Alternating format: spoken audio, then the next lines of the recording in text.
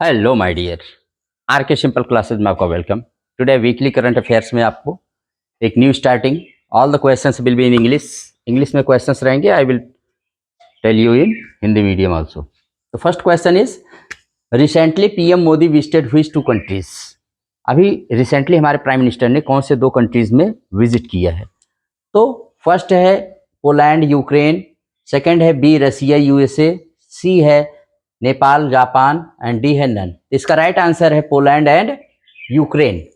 अभी अभी हमारे प्राइम मिनिस्टर ने इन दो कंट्रीज को विजिट किया है और बहुत ही इंपॉर्टेंट है पोलैंड जिसकी राजधानी वारसा है एंड यूक्रेन जिसकी राजधानी कैपिटल है कीव। और पोलैंड की राजधानी वारसा से वहाँ पर वो बाय ट्रेन गए हैं। कहाँ पर? कीव। और जानते हैं कि यूक्रेन रूस के बाद यूरोप का सबसे दूसरा बड़ा देश है जहाँ पर वो गए हैं। रूस और यूक्रेन में इस समय वार चल रहा है। तो ऐसे समय में भारत के प्रधानमंत्री द्वारा इस देश की विजिट करना, वो बाय ट्रेन गए हैं, रेल फोर्स 1 नाम की ट्रेन से बहुत ही सेफ वो पहुँचे हैं और उन्होंने बहुत मदद और उन्होंने यहाँ पर बताया है कि भारत न्यूट्रल नहीं है, तटस्थ नहीं है।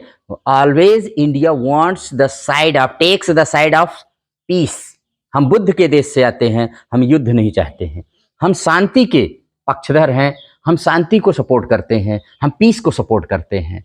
और पोलैंड में मोरारजी देसाई के तो बाद ये 70 साल बाद 45 ईयर्स के बाद 45 ईयर्स के बाद ये प्रधानमंत्री हैं जिन्होंने विजिट किया है। और यूक्रेन जब रूस सोवियत यूनियन डिसइंटीग्रेट हो गया 1991 में, उसके बाद फर्स्ट प्राइम मिनिस्टर हैं जो वहाँ पर विजिट किए हैं यूक्रेन में। और कहीं ना कहीं रूस और यूक्रेन में एक पीस एग्रीमेंट या एक पीस लीडर के रूप में गए हैं। और देखिए आगे क्या होता है कि आई होप कि ये वार स्टॉप होना चाहिए और दोनों देशों में। तो आप इसको अच्छे से रिमेंबर रखिएगा और अगर कुछ इसमें पॉइंट है तो मैं आपको ज़रूर बताऊंगा। पोलैंड के पीएम है डोनाल्ड टस्क, प्रेसिडेंट है एंड्रेज डूडा, ठीक है। और इस समय Poland and India 17th anniversary of diplomatic relations को सेलिब्रेट कर रहे हैं। 17वां माने साल अपनी जो स्ट्रैटेजिक डिप्लोमेटिक रिलेशंस है उसका। और एक हिस्टोरिक है, मैंने बताया है। और उन्होंने यूक्रेन को जिसकी राजधानी कीव है 10 भीष्म क्यूब्स दिया है, उनको प्रेजेंट किया है। और इसके पहले मोदी की जो 3.0 गवर्नमेंट बनी है वो फर्स्ट टाइम इटली में गए थे। G7 के माने कंट्रीज़ के जो ग्रुप है G7 का, उसमें भाग लिए थे। और उसके बाद वो रशिया ऑस्ट्रिया भी गए थे। पोलैंड और यूक्रेन अब गए हैं। रेल फोर्स 1 उस ट्रेन का नाम है जिससे वह पोलैंड की राजधानी से कहाँ गए? कीव, यूक्रेन की राजधानी में। तो बहुत कुछ यहाँ पर हुआ है, तो आप इसको जानते रहिएगा। और सेकेंड आप जानते रहिएगा कि अभी अभी मलेशियन प्राइम मिनिस्टर की फर्स्ट विजिट हमारे इंडिया में हुई है, अनवर इब्राहिम की। 3 डे विजिट पर थे इंडिया के और इनसे भी हमारे मोदी जी ने टॉक किया। बहुत सारे डिफरेंट माने इंडिया और मलेशिया को लेकर के बहुत सारे मामलों में एग्रीमेंट हुए हैं। तो जानते रहिए Malaysian prime minister Anwar Ibrahim. और next question is India conducts 2+2 dialogue with how many countries? How many countries, कितने सारे देशों के साथ इंडिया 2+2 डायलॉग को कंडक्ट करता है? इसका right answer is A 4, B 3, C 5 and D 6।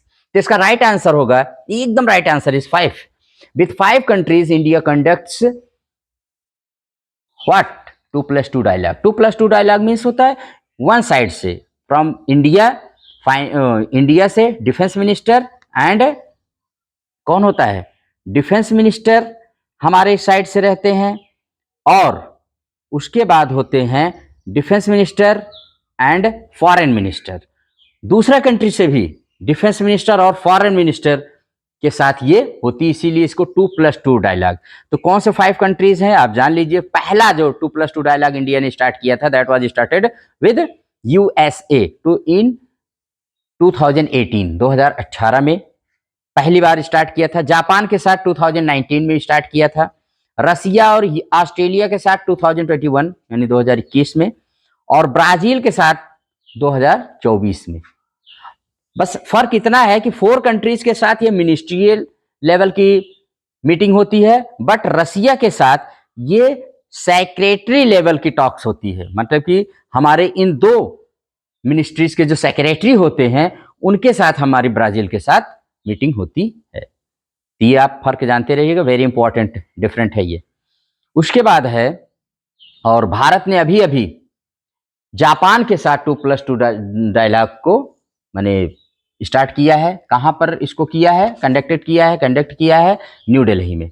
और जापानीज जो डिफेंस मिनिस्टर थे किहारा मिनोरो, एंड वहाँ की जो जापानीज फॉरेन मिनिस्टर थे MS योको कामिकावा, ये आए। और हमारे यहाँ जो डिफेंस मिनिस्टर हैं आप जानते हैं राजनाथ सिंह जी, और फॉरेन मिनिस्टर S जयशंकर जी से मीटिंग हुई और बहुत सारे मुद्दों पर। एक चीज़ यहाँ पर और याद रखिए, अभी जापान के साथ ही भारत ने ग्रीन अमोनिया एक्सपोर्ट एग्रीमेंट किया है। Green ammonia export very important होता है, इसको जानते रहिएगा। और 2+2 डायलॉग तो हुआ ही है जापान के साथ, तो always remember this. Next question is which ministry gives national geo science awards. National geo science माने राष्ट्रीय भू विज्ञान पुरस्कार कौन सी मिनिस्ट्री देती है? इसको आप अच्छे से रिमेंबर रखिएगा कि दिस इज गिवन बाय, ए में है मिनिस्ट्री ऑफ पावर, बी में है मिनिस्ट्री ऑफ माइंस, सी में है मिनिस्ट्री ऑफ एजुकेशन, डी में है ministry of finance. Right answer is ministry of mines. Khan मंत्रालय जो हमारा होता है उसके द्वारा दिया जाता है राष्ट्रीय भू विज्ञान पुरस्कार। ये राष्ट्रपति ने 21 भू वैज्ञानिकों को अभी अभी अवार्ड दिया है, उनको सम्मानित किया है। और ये 1966 माने 1966 में राष्ट्रीय भू विज्ञान पुरस्कार की स्थापना की गई थी, लेकिन 2009 में इसका नाम राष्ट्रीय भू विज्ञान पुरस्कार कर दिया गया। इसे भू विज्ञान के सबसे पुराने और प्रतिष्ठित पुरस्कारों में से एक माना जाता है। और इसमें 3 कैटेगरी में दिए जाते हैं पुरस्कार।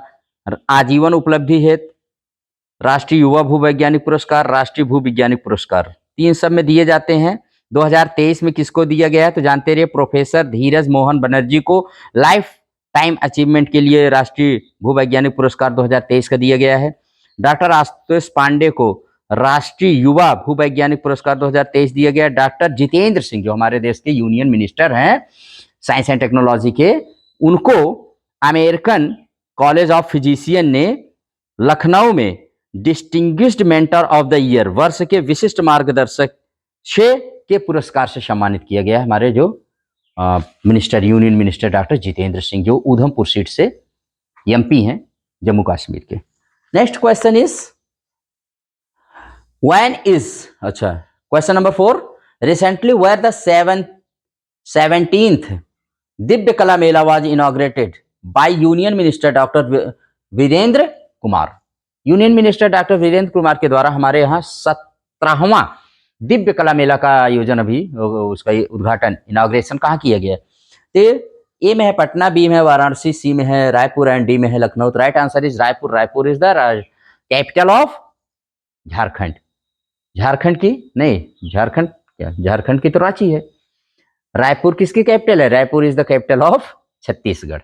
Right answer. तो वहां पर अब ये हमको जानते रहिए कि जो दिव्य कला मेला होता है ये हमारे डिसेबल्ड जो हमारे पर्सन्स होते हैं, कलाकार होते हैं, उनकी प्रतिभा को, उनके द्वारा जो आर्ट्स या उनके द्वारा जो थिंग्स बनाई जाती हैं, जो उनके द्वारा प्रोडक्ट होता है, उसको विश्व के सामने लाने के लिए ये दिव्य कला मेला का आयोजन किया जाता है। ये 2022 से, सिंस 2022 से इंडियन गवर्नमेंट के द्वारा ये शुरू किया गया है, इनिशिएट किया गया है। बहुत ही अच्छा है दिव्य कला मेला, माने जो हमारे दिव्यांग भाई बहन होते हैं, डिसेबल्ड पर्सन्स होते हैं, उनके लिए होता है। उनकी कलाकृतियों को, उनके आर्टिजन्स को दुनिया के सामने लाने के लिए स्टार्ट किया गया है। तो अभी 17वां हुआ है, इसको रिमेंबर रखिएगा। When is world humanitarian day celebrated every year? Every year विश्व मानवता दिवस कब सेलिब्रेट किया जाता है या कब सेलिब्रेट किया जाता है? तो इसका राइट आंसर क्या होगा? ऑप्शंस पहले देख लेते हैं। ए में है 19 अगस्त, बी में है 20 अगस्त, सी में है 21 अगस्त एंड डी में है 23 अगस्त। राइट आंसर इज 19 अगस्त। आइए हम कुछ और डेज देखते हैं। ये क्यों सेलिब्रेट किया जाता है तो अभी आपको हम बता देते हैं। व्हाई इट इज सेलिब्रेटेड, क्यों इसको हम सेलिब्रेट करते हैं। सम डेज और जो इस वीक के रहे हैं तो उसको भी मैं प्रकाश डाल देता हूं।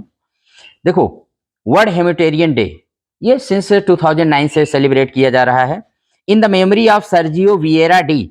एक यूएन के स्पेशल रिप्रेजेंटेटिव थे जो इराक में 2003 में इराक में एक बॉम्ब अटैक में मारे गए थे। उनके साथ और भी बहुत सारे माने जो ह्यूमैनिटेरियन वर्कर्स थे वो भी मारे गए थे। तो उन्हीं की याद में इन the memory of that persons this day is celebrated by UN every year, world humanitarian day. क्या इसका मोटो है, क्या इसका ऑब्जेक्टिव है? तो इसका ऑब्जेक्टिव है tribute to those who sacrificed their life to save the humanity. Humanity के लिए जिन्होंने अपनी ह्यूमैनिटी, मानवता, जानते हो ना सबसे बड़ी चीज दुनिया की ह्यूमैनिटी है। लेकिन लोग तो रिलीजन के नाम पर, कास्ट के नाम पर, कम्युनल के नाम पर, कम्युनिटी के नाम पर मरते हैं। लेकिन जिस पर मरना चाहिए they never die, they never take this topic. Humanity से बड़ा कोई कास्ट नहीं है, ह्यूमैनिटी से बड़ा कोई रिलीजन नहीं है, ह्यूमैनिटी से बड़ा कोई कम्युनिटी नहीं है, but people always ignore it. World humanity day हमारा जो सेलिब्रेट किया जाता है ऑलवेज ऑन 19 अगस्त को सेलिब्रेट किया जाता है। तो आप इसको जान चुके हैं, इसका मोटो भी जान चुके हैं कि अगर कोई मानवता के लिए अपने प्राण की आहुति देता है या मानवता को बचाने के लिए कुछ करता है तो उसको डेडिकेटेड है ये डे। नेक्स्ट इज 20 अगस्त। 20 अगस्त को देख लेते हैं। 20 अगस्त को वर्ल्ड मॉस्किटो डे, भाई विश्व मच्छर दिवस मनाया जाता है, क्योंकि इसी दिन मच्छर के जो होता नहीं है वो उसका टीका, वैक्सीन, या उसके बारे में जो मलेरिया में खोज होता है कि कैसे होता है मच्छरों के काटने से, तो उसको खोज की गई थी, इसलिए इस डे को सेलिब्रेट करते हैं। 19 अगस्त को, 19 अगस्त एक है, 19 अगस्त को और जान लीजिए वर्ल्ड फोटोग्राफी डे भी मनाते हैं। और अब की बार 2024 में 19 अगस्त को श्रवण पूर्णिमा थी, श्रवण पूर्णिमा को ही हमारे यहाँ वर्ल्ड संस्कृत डे मनाया जाता है। तो इस बार 19 अगस्त को वर्ल्ड संस्कृत डे मनाया जाता है। जब भी श्रवण पूर्णिमा पड़ती है उसी दिन को हम लोग सेलिब्रेट करते हैं विश्व संस्कृत दिवस। संस्कृत भाषा जानते हैं विश्व की सबसे प्राचीन भाषाओं में से एक है और सबसे scientific language of the world है, दुनिया की सबसे वैज्ञानिक भाषा है संस्कृत। उसके बाद है 21 अगस्त। 20 अगस्त को पहले देखते हैं। 20 अगस्त सद्भावना दिवस के रूप में मनाया जाता है। It is the birth anniversary of Rajiv Gandhi who was the former prime minister of India. Bharat के जो फॉर्मर प्राइम मिनिस्टर थे उनकी मेमोरी में, उनको कमेमोरेट करने के लिए डे सेलिब्रेट किया जाता है, क्योंकि उनका जो विजन था for a united and peaceful India के लिए उन्होंने अपनी प्राणों की आहुति दिया था।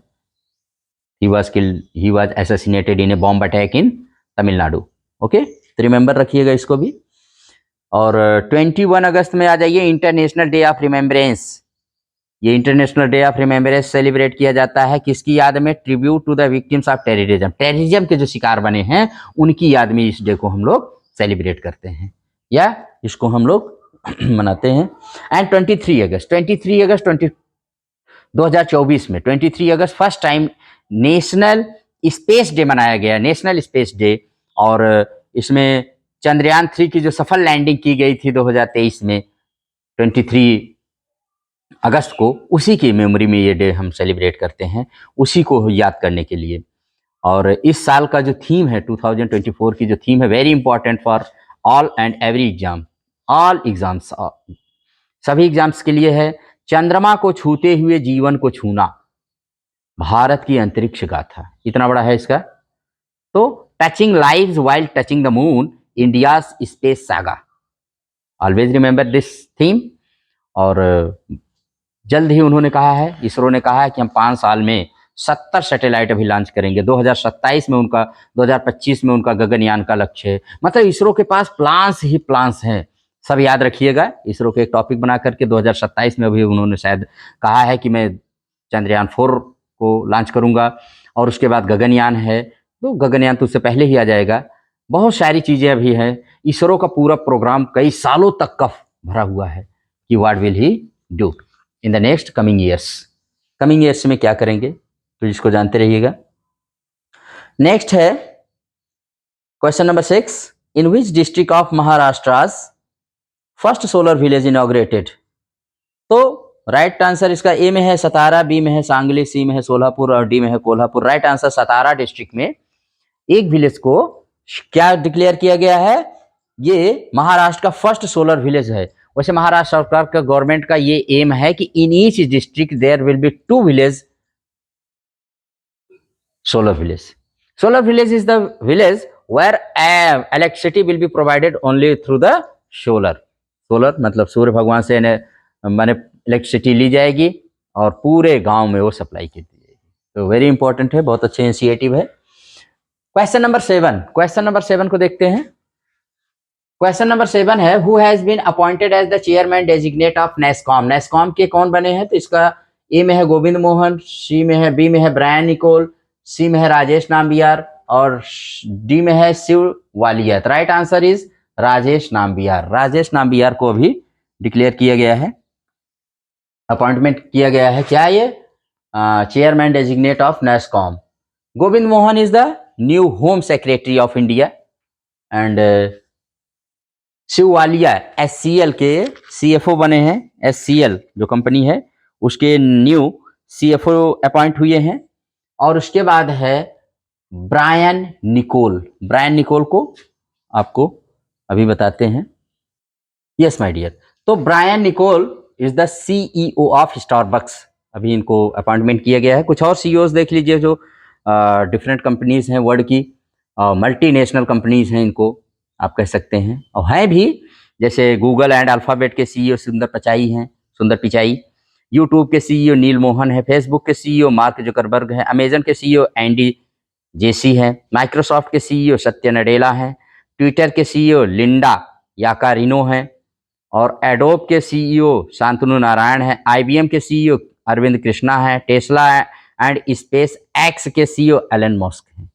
ये सब डिफरेंट CEOs हैं. दो CEO माने होता है चीफ एग्जीक्यूटिव ऑफिसर. ये किसी कंपनी को चलाने वाले सबसे महत्वपूर्ण व्यक्ति होते हैं. इन्हीं के ऊपर पूरी कंपनी का एक तरह से रिस्पॉन्सिबिलिटी होती है. तो वेरी इंपॉर्टेंट होता है. ये क्वेश्चंस भी आपसे आस्क किए जाते हैं. And next question is here. Next question is yes. और next question, who inaugurated the 19th CII India Africa business conclave का अभी किसने उद्घाटन किया है, किसने इनॉग्रेट किया है? ए में है जगदीप धनखड़ जी, डी में है सुंदर राजन पद्मनाभन और सी में है राकेश पाल, डी में है राजेश कुमार सिंह.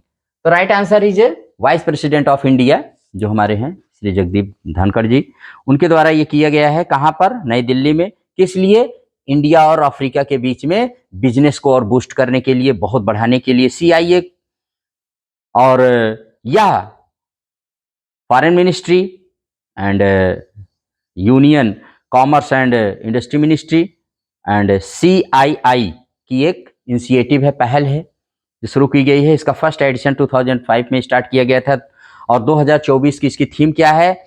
बिल्डिंग ए फ्यूचर, एक भविष्य का निर्माण. और इसमें 65 देशों के प्रतिनिधियों ने भाग लिया, जिसमें 47 देश के अफ्रीका से ही हैं.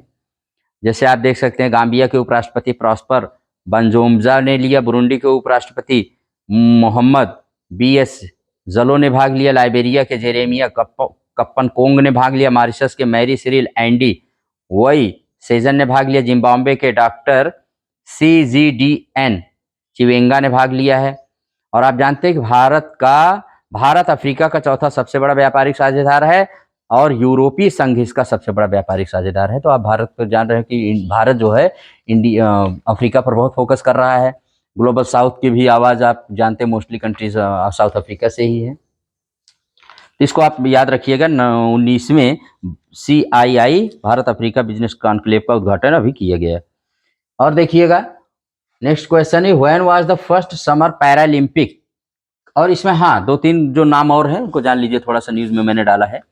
जैसे एक है सुंदराजन पद्मनाभन, ये आर्मी के पूर्व चीफ जनरल हैं जिनका भी हाल ही में एक्सपायर कर गए हैं, इनकी ये पास अवे हुए हैं. और उसके बाद है राकेश पाल, ये भारतीय तटरक्षक बल के DG थे, महानिदेशक, जिनका भी हाल ही में हार्ट अटैक से इनकी भी मृत्यु हो गई है. आप इनको जानते हैं, 25वें DG थे ICG के. और next question is, when was the first summer Paralympic. Summer Paralympic कब स्टार्ट हुआ था भाई फर्स्ट? तो इसको आप जानते रहिएगा. इट वाज, ऑप्शंस हैं, ए में है 1960, बी में है 1951, सी में है 1952 और डी में है 1970. इसका राइट आंसर है 1960. 1960 रोम में, इटली का जो कैपिटल सिटी है रोम में, इसको स्टार्ट किया गया था. और अभी आप जानते रहिएगा कि इसकी जो ओपनिंग सेरेमनी होगी ये कब से किया जा रहा है। ये वेन्यू कहाँ है इसका? पेरिस में ही होगा, जहाँ पर अभी समर ओलंपिक खेले गए थे। और ऑर्गेनाइजर इसका जो है इंटरनेशनल पैरालंपिक्स कमेटी है। और इसमें जो सुमित अंतिल एंड भाग्यश्री जाधव ये हमारे फ्लैग वियरर्स बनेंगे। 1 मेल 1 फीमेल को लिया जाता है। और फर्स्ट पैरालंपिक्स गेम्स जो हुए थे उसमें आप जान लीजिए कि ये 1960 में इटली में हुए थे। और इंडियन कंटीजेंट जो दल जा रहा है वो 84 है। इसमें सबसे बड़ा बिगेस्ट कंटीजेंट इंडिया भेज रहा है अभी तक का। अंडरस्टैंड? तो ये बहुत ही, और ये 17th समर पैरालंपिक्स है for disabled athletes. Disabled athletes के लिए ये शुरू किया गया है, जो हमारे दिव्यांग भाई खिलाड़ी होते हैं एथलीट्स, उनके लिए शुरू किया जाता है। और ये कब से शुरू हो रहा है तो आप इसको जानते रहिएगा। It will be total sports इसमें 22 है और भारत के इसमें 12 स्पोर्टिंग इवेंट्स में भाग लेंगे भारत के एथलीट्स जो जा रहे हैं। और ये आपका शुरू हो रहा है पेरिस में, इसको आप अच्छे से जानते रहिएगा। वेरी इंपॉर्टेंट है ये, very very important. And next question है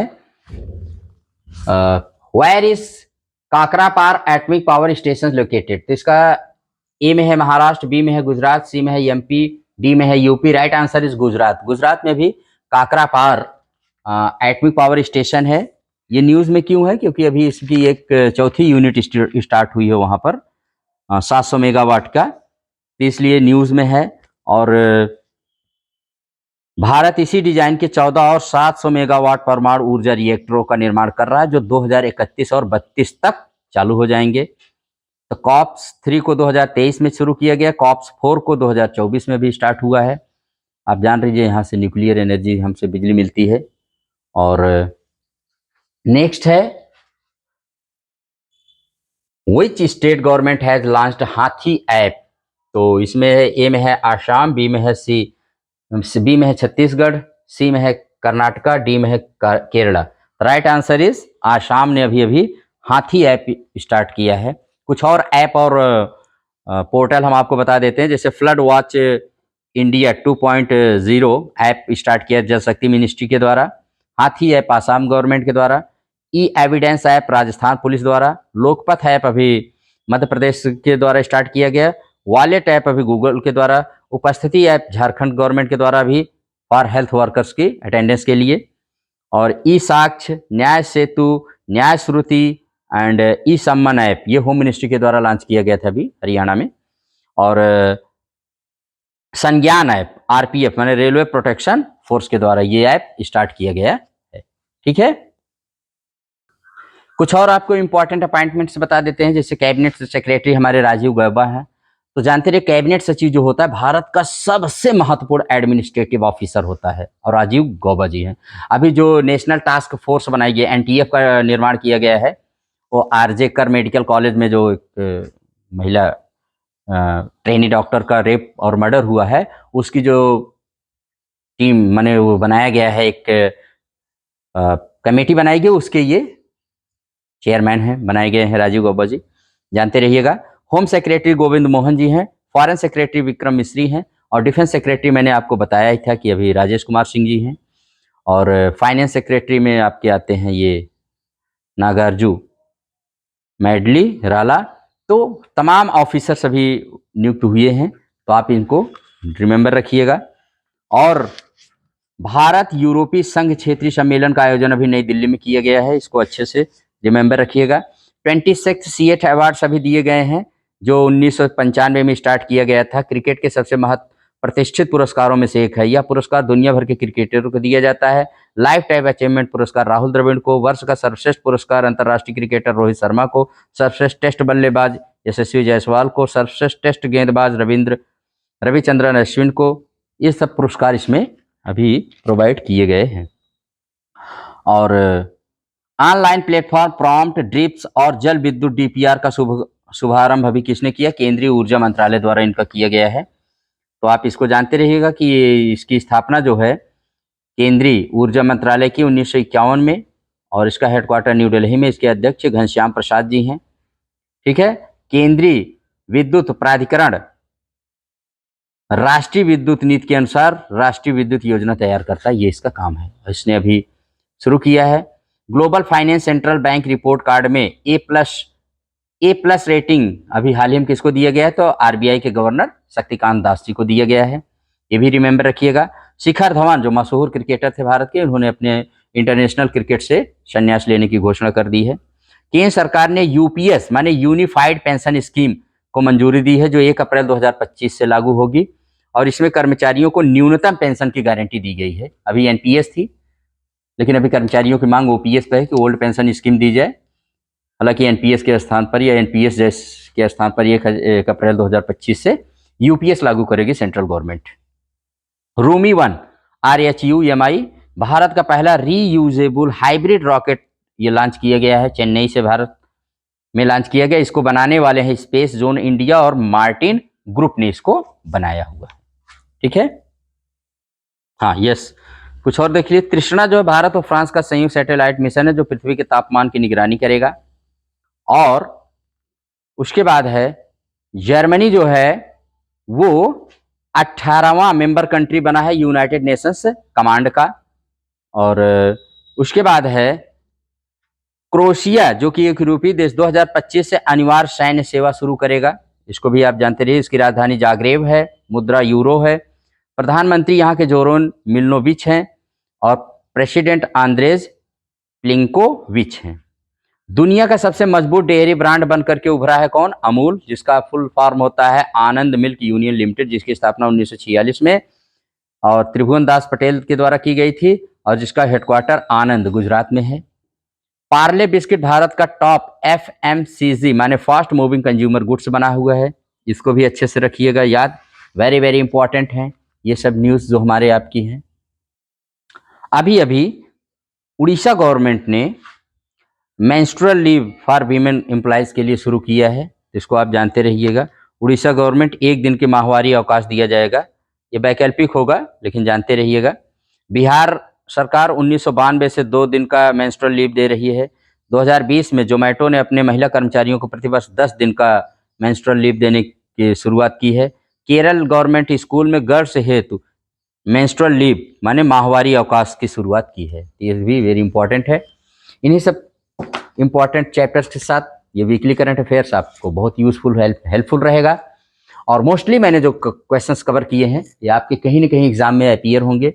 इन एनी एग्जाम जिसके आप प्रिपरेशन कर रहे हैं फॉर गवर्नमेंट जॉब के लिए, they will be very helpful, this questions will be very helpful and useful for you all. तो आप इसको लिसन करिए, बार बार इसको मेडिटेट करिए कि क्वेश्चंस को कैसे हम अपना जो भी आप सब्जेक्ट पढ़ रहे हो, देखो एक होता है कि आप अपना स्टैटिक जीके आप सब्जेक्ट जो हिस्ट्री है, ज्योग्राफी है, इकोनॉमिक्स है एंड पॉलिटिक्स है, पॉलिटी है, तो उनके साथ आप जो पढ़ रहे हो उसके साथ करंट अफेयर्स को उसको साथ ऐड करने की कोशिश करिए, उसके साथ उसको एक तरह से कनेक्टेड करने की कोशिश करिए, तभी वो क्वेश्चंस आपके दिमाग में जाएंगे। और जो रिसेंट करंट अफेयर्स कोई किसी भी सब्जेक्ट से रिलेटेड है उससे आप अपने आपको कनेक्टेड रखिए। और ये ऐसा सिलेक्शन है, कलेक्शन है मेरा कि जो आपको देता है श्योर सिलेक्शन, तो आप इसको एंजॉय करिए। मेरी यही गुड विशेज़ हैं, वेल विशेज़ हैं आप सबके लिए। अगर ये चैनल आपको पसंद आए तो आप इसको लाइक एंड शेयर करिएगा। इसी के साथ मैं इस क्लास को यहीं पर एंड करूँगा और नेक्स्ट वीकली क्लास में I will try to give you some more very important questions for you all. Thank you very much.